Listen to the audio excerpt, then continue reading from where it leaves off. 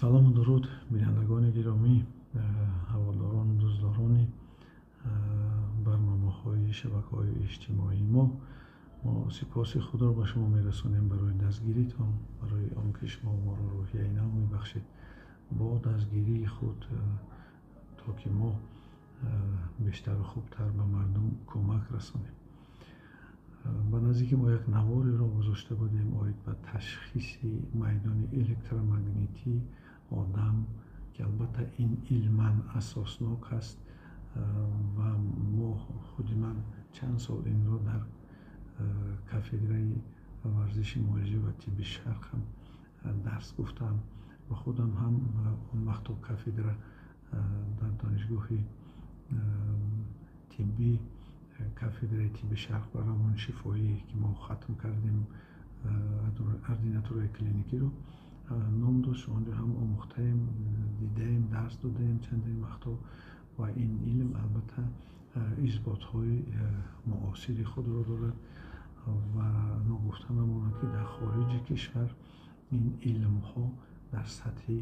баланд омӯхта мешаванд. Масалан дар худи деҳлӣ, пойтахти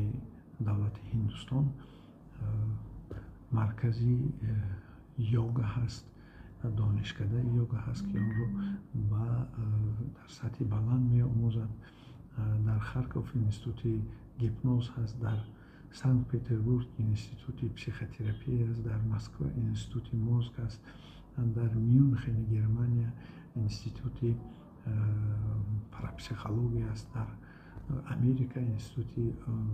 паранормальни явления, ҳолатҳои бисёр ғайрифавқулода ҳастанд ки инҳоро дар як сатҳи хуби олимон меомӯзанд ва бисёр чизҳое ки мо ҳоло дорем, масалан дастовардҳое ки ҳамон технологияи мавҷие ки имрӯз бо воситаи мавҷ кор мекунанд, онҳо ана дар ҳамон ҷоҳо тадқиқот мешаванд ва инсонҳо ҳам машқҳои махсусе мекунанд то ин ки ёд бигиранд ки инсон метавонад аз худ мавҷҳои муайянеро берун кунад ва онҳоро самт диҳад ба ин ё он корҳо истифода барад, аз он ҷумла дар самти табобат. Мо ки духтур ҳастем, албатта солҳои зиёде ба машқҳои равонӣ дода шуда будем ва тавонистем ки ҳамин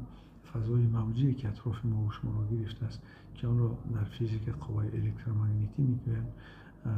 бо забони араби он рӯҳулқудсу, бо забони русӣ светои духу, ба забони хитои чи, ба забони японӣ ци, ба забони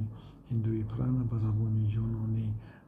эфир, ба забони немисӣ од ва ҳама халқҳое ки